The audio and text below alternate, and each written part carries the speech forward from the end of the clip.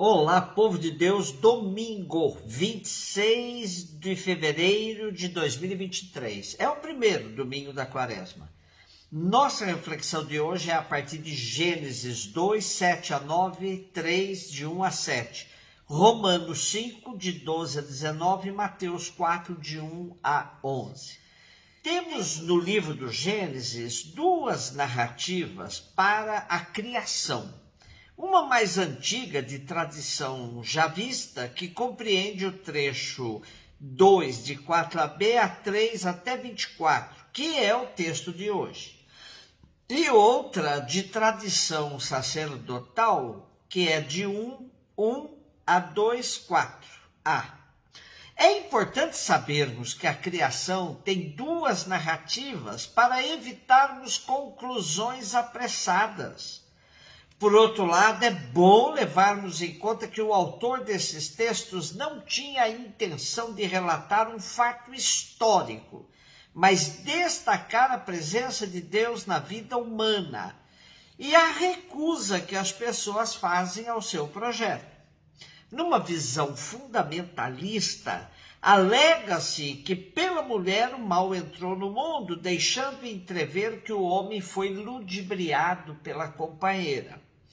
Um outro defeito na interpretação desse texto é o de dizer que Deus queria que os seres humanos permanecessem sem o conhecimento, proibindo-lhes de comer do fruto da árvore que lhe abriria os olhos.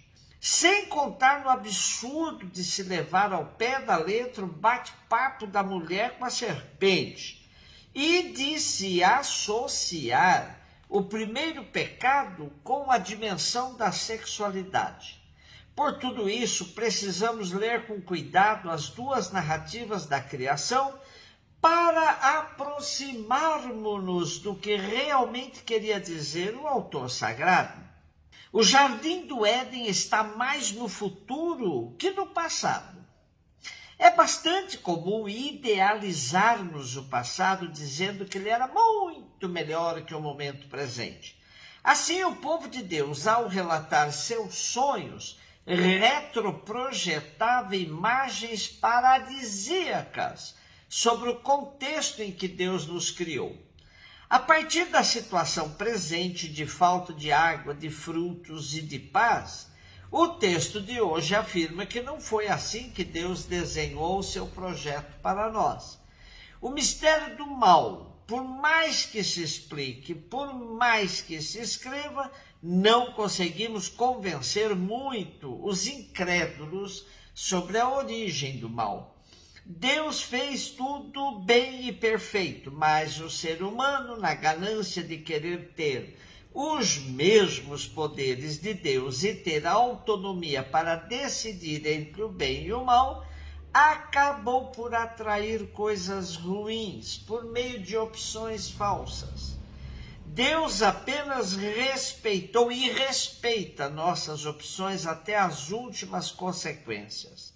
Assim é que o autor sagrado se expressa ao dizer que o primeiro casal quis comer do fruto da árvore do conhecimento do bem e do mal. Almejar a liberdade é coisa boa, mas nos deixa nus diante de nossas escolhas. Prescindir de Deus para tomar decisões nunca foi uma boa opção. Romanos 5, de 12 a 19, onde o pecado abundou, a graça superabundou. O apóstolo Paulo, na sua carta aos Romanos, trabalha um tema que lhe é muito caro, a eficácia da graça divina. Na verdade, Paulo diz que pela graça de Deus somos mais que vencedores, ou seja, superamos a dimensão do pecado que um dia tentou tornar ambíguo o projeto do Pai. Porém, por mais que o pecado seja grande, nunca se pode compará-lo com a graça de Deus. Essa é sem limites.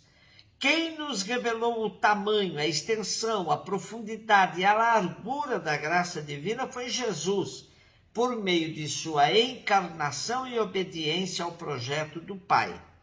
Jesus, ao vencer as tentações, venceu também o império do mal, que um dia passou a reinar no mundo. Assim, ainda que vivamos mergulhados na ambiguidade do bem e do mal, temos a certeza de que Jesus conquistou para todos o acesso à graça de Deus. Mateus 4, de 1 a 11, o Espírito conduziu Jesus ao deserto para ser tentado pelo diabo. Jesus jejuou durante 40 dias, 40 noites e depois disso teve fome. Então o tentador aproximou-se e disse a Jesus: se és filho de Deus, manda que estas pedras se transformem em pães. Mas Jesus respondeu: está escrito, não só de pão vive o homem, mas de toda palavra que sai da boca de Deus. Então o diabo levou Jesus à cidade santa, colocou-o sobre a parte mais alta do templo e lhe disse: se és filho de Deus, lança-te daqui abaixo, porque está escrito, Deus dará ordens aos seus anjos a teu respeito, e eles te levarão nas mãos, para que não tropeces em pedra alguma. Jesus lhe respondeu: também está escrito, não tentarás o Senhor teu Deus. E novamente o diabo levou Jesus para um monte muito alto.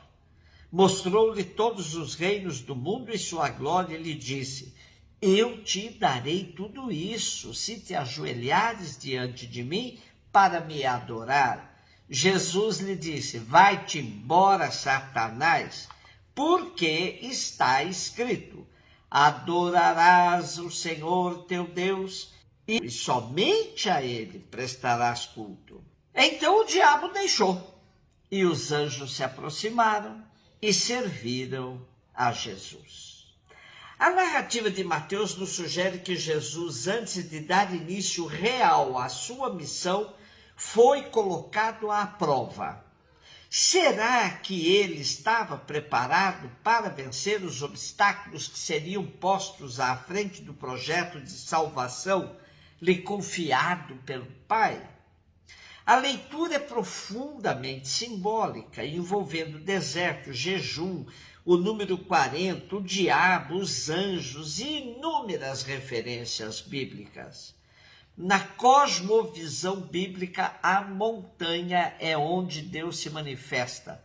O fundo do mar e as partes inferiores são lugares próprios das forças do mal.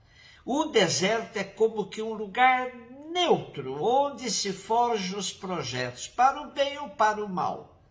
O povo de Deus caminhou 40 anos no deserto, articulando o projeto de ocupação da terra prometida.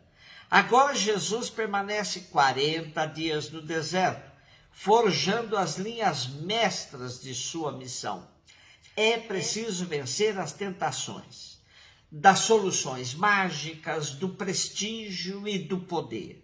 As 3 tentações de Jesus nos sugerem um desvirtuamento de sua missão. A primeira provoca Jesus a colocar as soluções fáceis, mágicas, como programa de ação. Nada de levar o povo à partilha, mas sim ao paternalismo de um pão para o qual não fez nenhum esforço. É comum nos depararmos com inúmeros messias falsos, prometendo pão de graça e farto, sem nenhum embasamento na realidade. Jesus recusa essa via, pois quer contar com as pessoas na busca de soluções. A segunda tentação é a que arrasta o ser humano para a busca de prestígio. A vida pautada pela busca de influências. Vida vazia de sentido, pois é a maneira de viver segundo a estética, sem se importar com a ética. Vida de rótulo, de aparências, de palco e de show. Jesus não queria nada disso. Optou até pelo silêncio e vida oculta. A terceira nos lembra a tentação do poder, do domínio. Essa tentação está embutida no mais profundo do ser humano. Cada um, na sua esfera, tem sede pelo poder. Pior mesmo é quem ignora o poder que tem, pois muitas vezes se serve dele geralmente de maneira irracional. Pais e filhos, patrões e empregados, homem e mulher, adultos e crianças, professores e alunos, padres e fiéis, cada qual tem a sua parcela de poder. Jesus recusa o caminho do poder pelo poder e opta pela obediência ao projeto do Pai, onde poder é serviço, é lavar os pés uns dos outros. E nesta quaresma somos convidados a colocar as mãos e os pés a serviço da missão de matar a fome de nossos irmãos. Dai-lhes vós mesmos de comer, nos diz Jesus. A fome no nosso país não é só uma questão de estatísticas, onde há uma só pessoa passando fome já é o suficiente para nos mobilizarmos no sentido da partilha. Continuemos com nossos propósitos de uma santa quaresma, praticando a caridade, intensificando nossa vida de oração e fazendo jejum de tudo que nos impede de uma vida mais próxima de Deus e mais fraterna entre nós.